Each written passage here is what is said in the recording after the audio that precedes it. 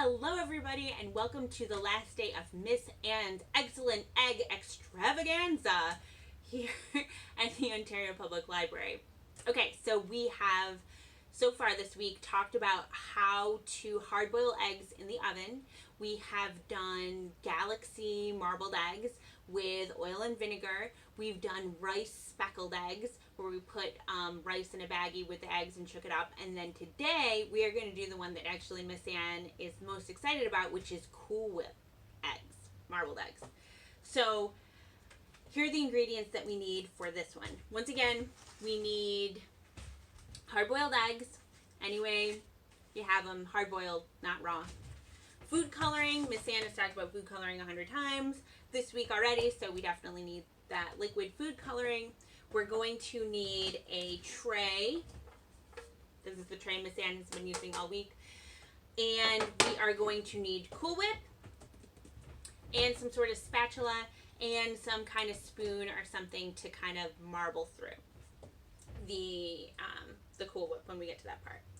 So what we're going to do is, and Miss Anne, as you saw, put all the ingredient list up there in case you needed to pause and see what she used for this one.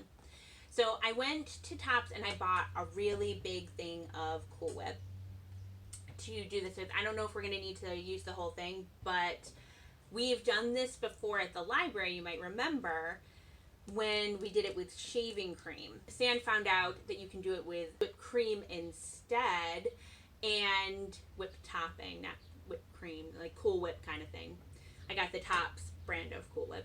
How you marble these eggs is you put the Cool Whip in a pan. I don't think you're going to want to use a pan or a plate or something that's bigger than this. We're going to put this in the refrigerator, so that is why I wanted one that had sides in it, but I didn't want one that was really deep, because what you end up doing when you have a really deep pan is that you're putting in a lot of Cool Whip and it's not actually helping to marble the eggs.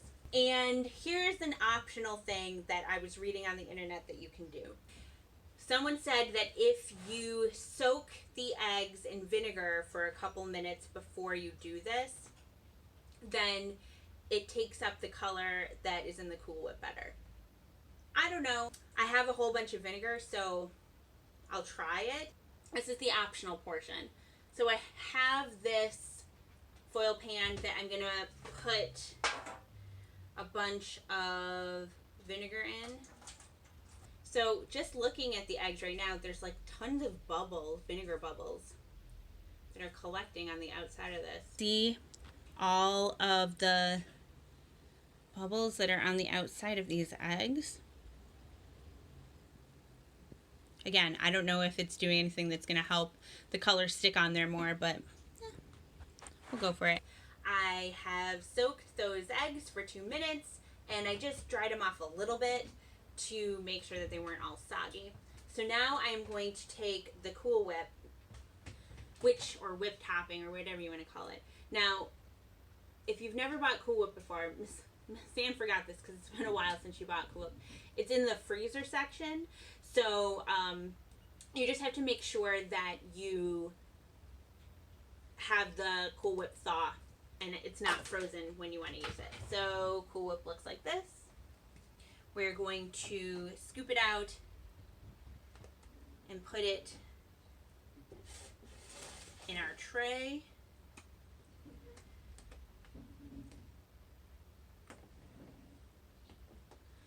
And spread it around.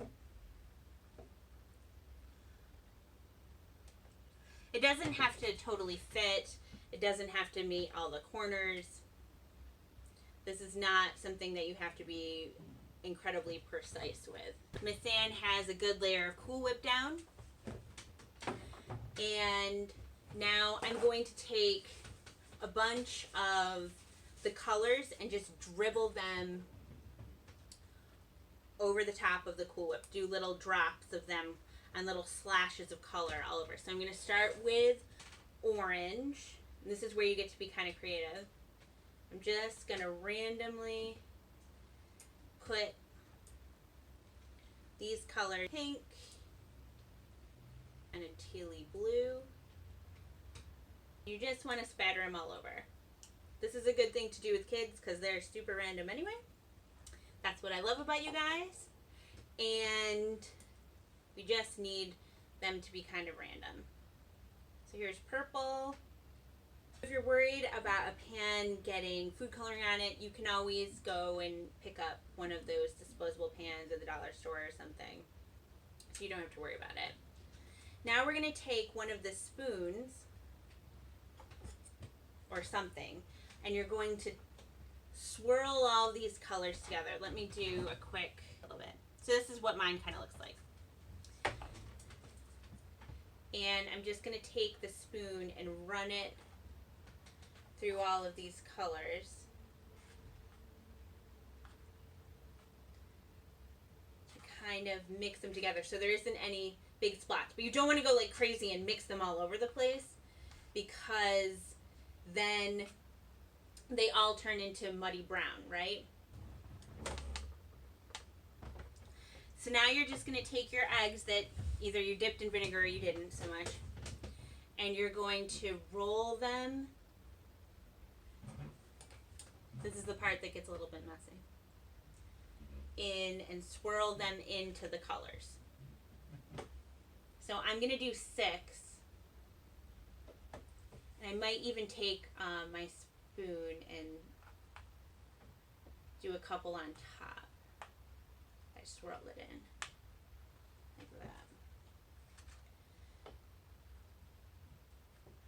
Do you see how I'm doing it? I'm just taking it and pushing it through the colors. You want to kind of get the colors on the surface as much as you can, because that's where the marbling is going to happen.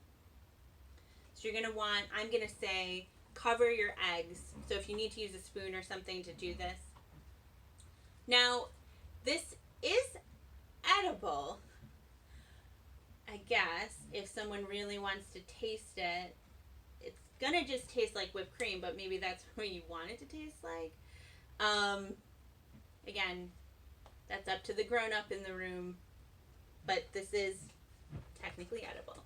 Once all the eggs are in your tray, we are going to put this in the refrigerator for half an hour.